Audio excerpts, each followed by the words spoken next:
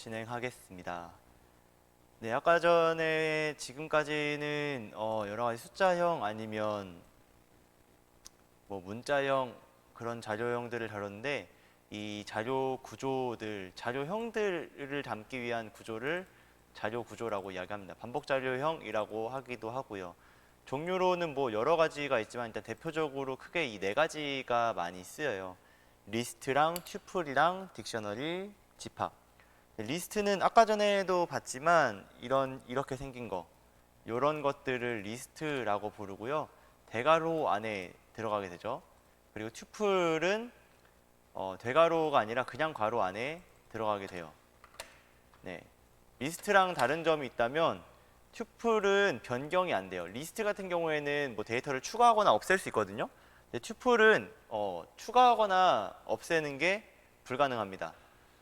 그리고 데이터의 불변성이 중요할 경우에 사용을 하는데, 사실 뭐 그냥 데이터 안 바꾸면 되는데 왜 굳이 튜플을 쓰느냐 하니, 튜플이 리스트보다 조금 빨라요.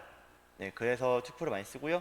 딕셔너리, 리스트 같은 경우에는 뭐 접근을 할 때 뭐 리스트하고 뭐 0, 1, 2, 3, 4 이런 식으로 요소들에 접근을 할 수 있는데, 사실 숫자로만 가지고 접근을 하기에는 데이터를 찾기엔 너무 어렵잖아요.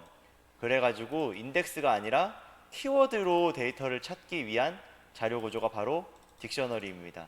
이런 식으로 정의하면 돼요. 사전명하고 이 중괄호로 가둔 다음에 이 키 하나, 거기에 해당하는 value, 값, 그리고 키 두 번째, 그리고 땡땡 치고 거기에 해당하는 값 넣어주고, 이런 식으로 콤마를 구분해 가면서 데이터를 계속 추가해 나갈 수 있어요. 그래서 접근할 때는 사전명 안에다가 그 인덱스 번호 대신 키를 넣으면 돼요. 이렇게 넣어가지고 치면 해당 데이터에 접근을 할 수가 있습니다. 그리고 마지막으로 집합.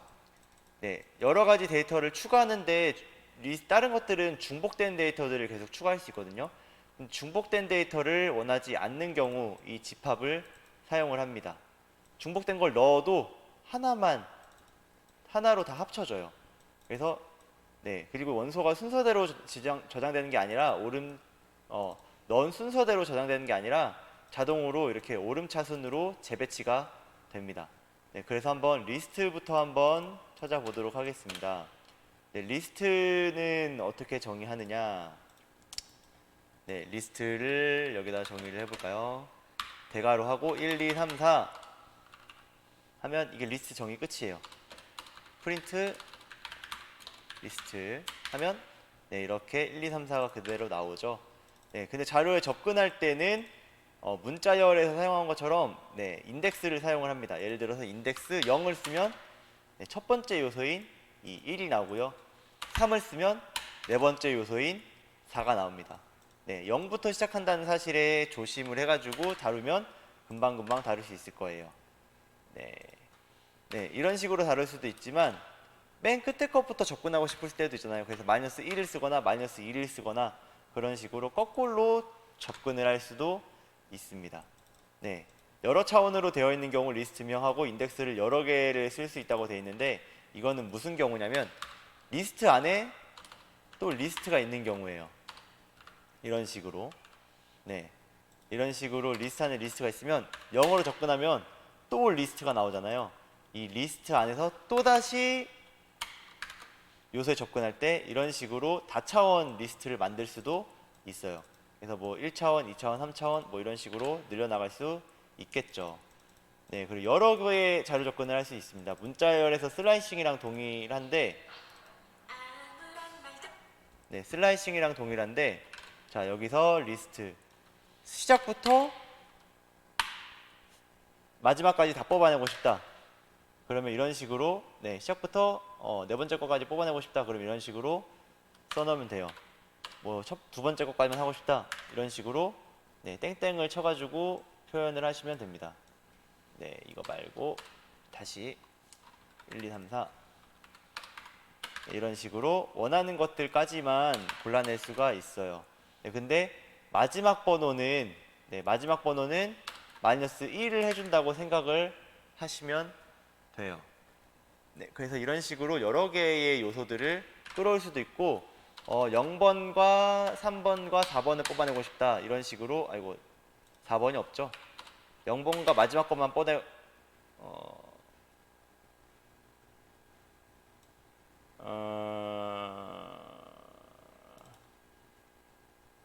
나 튜플? 네, 뭐지? 왜 뜬 거지? 네, 아무튼 이런 식으로 여러 가지 데이터를 뽑아낼 수도 있습니다. 땡땡하고 3까지 써가지고 네, 세 번째까지의 리스트를 뽑아낼 수도 있고, 반대로 여기다가 마이너스 3 이런 식으로 해서 끝에서부터 뽑아낼 수도 있어요. 네, 이런 식으로 네, 자료를 찾기 위해서. 자, 근데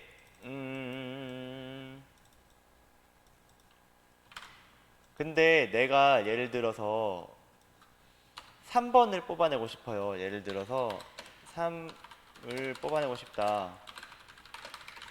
네, 이때는 리스트에 몇 번에 접근을 해야 될지 모를 때가 있을 거예요. 네, 리스트 찾을 때는 인덱스하고 가로치고 3 해주면은 얘가 몇 번째 인덱스라는 건지 알려줍니다. 그래서 저걸로 인덱스를 알아내고 프린트 리스트 여기서 얻어낸 인덱스 2번을 넣으면 3이라는 걸 뽑아낼 수가 있겠죠. 그래서 자료의 인덱스를 찾아주는 기능이에요. 이 인덱스라는 기능이. 네, 추가하고 싶을 때는 이 append라는 걸 쓰면 돼요.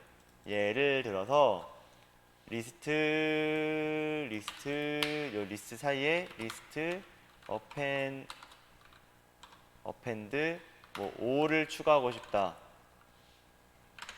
5를 추가하고 싶다. 그런 다음에 리스트를 해볼까요? 네, 이런 식으로 하나가 더 추가돼 가지고 나오게 되죠.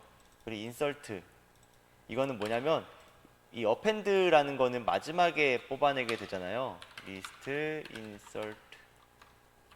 인설트 하면은 몇 번째 들어갈 인덱스 그리고 들어갈 값 이런 식으로 넣을 수 있어요. 프린트 리스트. 네, 내가 두 번째 인덱스에다가, 그러니까 세 번째 자리에다가 넣겠다는 거죠. 10이라는 값을 넣을 거예요. 세 번째 자리에 10이라는 값을 넣으면 이렇게 중간에 껴넣을 수도 있습니다. 이런 식으로 추가를 할 수도 있고요. 수정을 할 수도 있어요. 이건 어떻게 하면 되냐면 리스트 뭐 예를 들어서 내가 이 세 번째 자리를 바꾸고 싶다. 그러면은 이 인덱스 두 번째 걸 해가지고 11로 바꾸겠습니다. 이거를 출력하면 네, 이런 식으로 네, 인덱스에 해당하는 부분만 이렇게 바꿔낼 수가 있어요. 네, 그리고 자료를 삭제할 수도 있겠죠. 자료를 삭제하려면 네, 여러 가지 방법이 있지만 dir list 인덱스 예를 들어서 아까 전에 추가했던 11을 지워봅시다. 이런 식으로 하면은 네, 11을 추가했다가 다시 지워주죠. 이런 식으로 dir를 쓸 수도 있고, 아니면 데이터를 통해서 지우고 싶다. remove. 네, remove 데이터 뭐를 지워볼까? 3을 지우고 싶다. 그러면 여기 있던 3이 빠져가지고 나오게 되죠. 이런 식으로 자료를 지울 수가 있어요. 자, 근데 여러 가지 자료형이 있는데 다른 자료형을 또 리스트로 만들 수가 있어요. 그 리스트라고 쓰고 이 괄호 안에 자료 구조를 넣으면 그 자료 구조를 리스트로 변환을 해줍니다. 네, 그 다음 거 튜플 한번 볼까요? 튜플은 이거를 그냥 바꿔주기만 하면 돼요. 1, 2, 3, 4, 5, 6, 7 이렇게 가로로만 해주면 튜플이 됩니다. 프린트 타입 네, 쌤 이렇게 하면 네, 튜플 타입으로 나오죠. 자, 근데 프린트 타입 리스트 하고 쌤을 이렇게 해줄 거예요. 가운데다 리스트로 바꿔주는 기능을 넣은 거예요. 그렇게 되면은 이렇게 데이터가 리스트로 바뀌어 나오게 됩니다. 이렇게 추가할 수도 있겠죠. 이런 식으로 출력을 하면은 네, 리스트로 바뀐 데이터가 나와요. 네, 튜플은 이런 식으로 괄호를 쳐가지고 나오게 되죠. 네, 그래서 이런 식으로 만들면 돼요. 리스트랑 똑같이 만든다고 보시면 되고, 자료 접근하는 것도 인덱스를 사용해서 접근해요. 다 똑같아요. 여러 개 접근할 때도 똑같고, 근데 여기서는 자료를 추가하거나 삭제하는 게 튜플에서는 안 돼요. 네, 자료를 추가하거나 삭제하는 건 안 되고, 다른 자료 구조를 또 튜플로 만들 수도 있습니다. 리스트랑 똑같아요.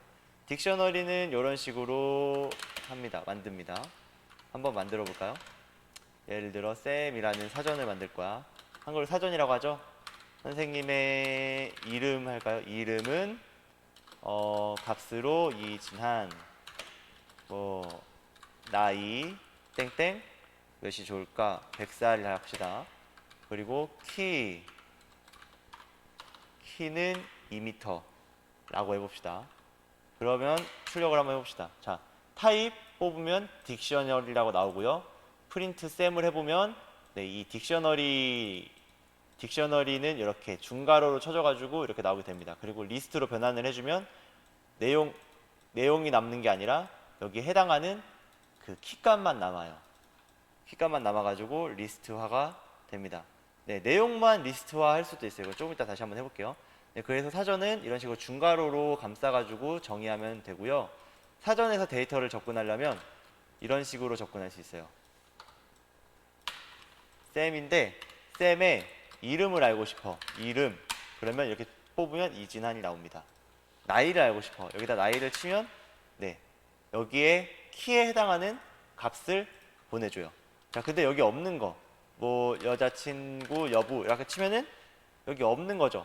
이런 게 없을 때는 이렇게 에러를 반환을 합니다. 없으면 무조건 에러가 나요.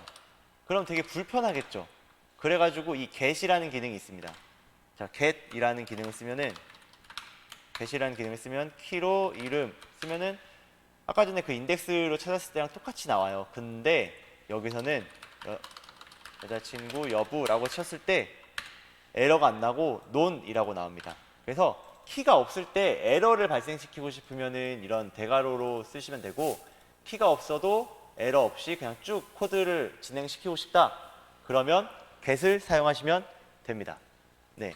사전 같은 경우에는 여러 개의 자료 접근이 되나? 한번 해볼까? 여러 개 이름, 아이고,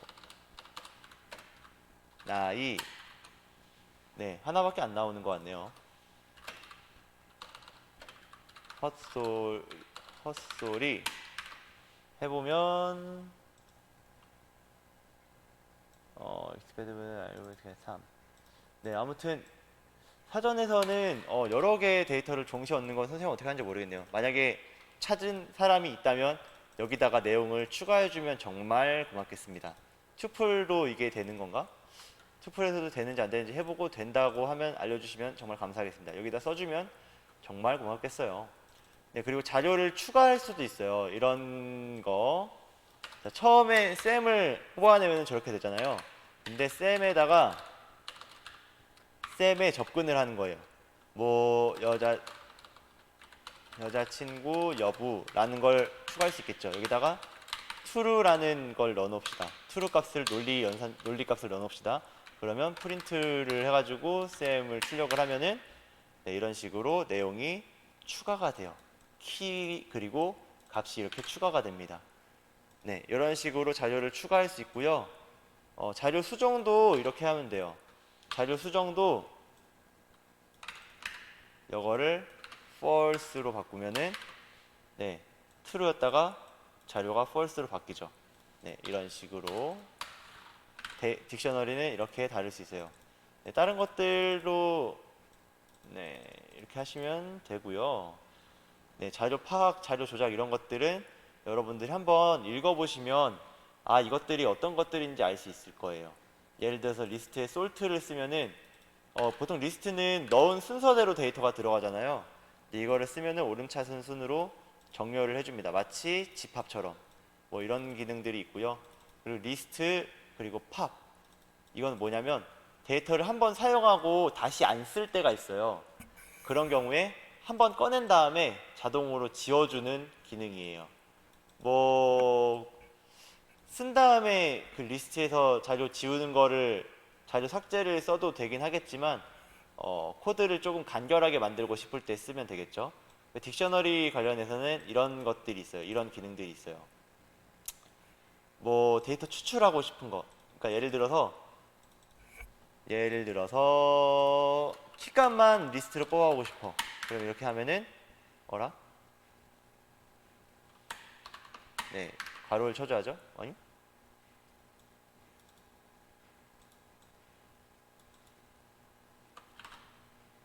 아, 키스군요. 키스. 네, 그래서 키값만 뽑아오고 싶다. 그러면 딕셔너리 키가 이렇게 리스트화 돼가지고 밖으로 나오게 됩니다. 반대로 키값이 아니라 키에 대응되는 볼륨값만 뽑아내고 싶다. 그럼 이런 식으로 쓰면 볼륨값이 이렇게 리스트화 돼가지고 튀어나오게 됩니다. 혹은 쌍으로 뽑아내고 싶을 때도 있겠죠. 이런 식으로 아이템즈 뽑아내면 네, 이렇게 튜플로 하나 묶어가지고 데이터 하나, 이렇게 키랑 볼륨을 튜플로 묶어가지고 하나, 이런 식으로 튜플로 묶은 다음에 다시 리스트로 합쳐가지고 내뱉어 줍니다. 아이템즈를 사용하면. 얘는 참 쓸데가 많아요. 나중에 if나 for 같은 거 사용할 때 되게 많이 써먹을 수 있는 아이들이에요. 결국에는 뭐 이런 기능이 있다라고만 하고 넘어가고 나중에 추가적인 걸 할 때 다시 다루면 될 것 같습니다. 네, 그리고 두 사전을 합치고 싶다. 네, 사전이 이것도 있지만 뭐 마스 해가지고 뭐 같은 기능 같은 거라든가 이상한 뭐 없는 인덱스 하고 뭐 어떤 값을 넣어주고 이런 식으로 쓸 수도 있겠죠. 네, 이런 것들을 예를 들어서 합치고 싶어. 이 셈에다가 마스를 더 씌우고 싶어. 그렇다면 먼저 기존이 될 사전을 써주고요. 그 다음 업데이트하고 마스 얘로 덮어 씌울 것이다. 그러니까 여기에 있는 내용으로 여기를 채울 것이다. 만약에 여기에 없는 나이랑 키 같은 경우에는 그대로 유지하면 되겠죠. 네, 이런 식으로 나온 건가 이거? 논이 나와버리네.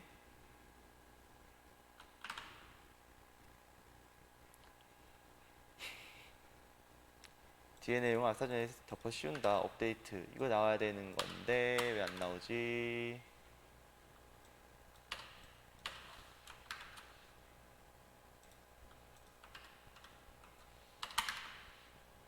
왜 논이 돼버리지?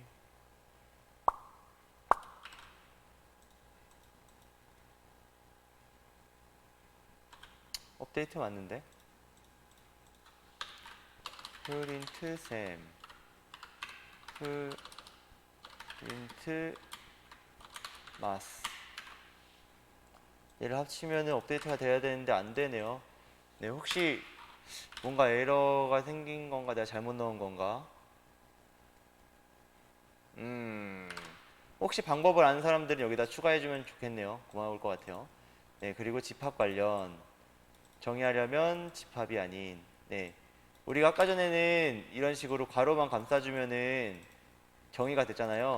집합의 경우에는 여기서는 칸이 모자라가지고 못 썼는데 많이 안 쓰는 사실 얘는 많이 안 쓰는 구조예요.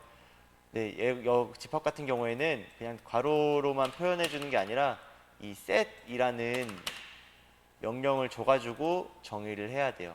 네, 그쵸? 이걸로 해주면은 사전이랑 겹쳐가지고 이렇게 set이라는 명령을 줘야 됩니다. 네, 교집합 찾기, 합집합 찾기, 사집합 구하기 이런 것들 이 연산자, AND 연산자, 이거 파이프 연산자를 이거라고 하죠.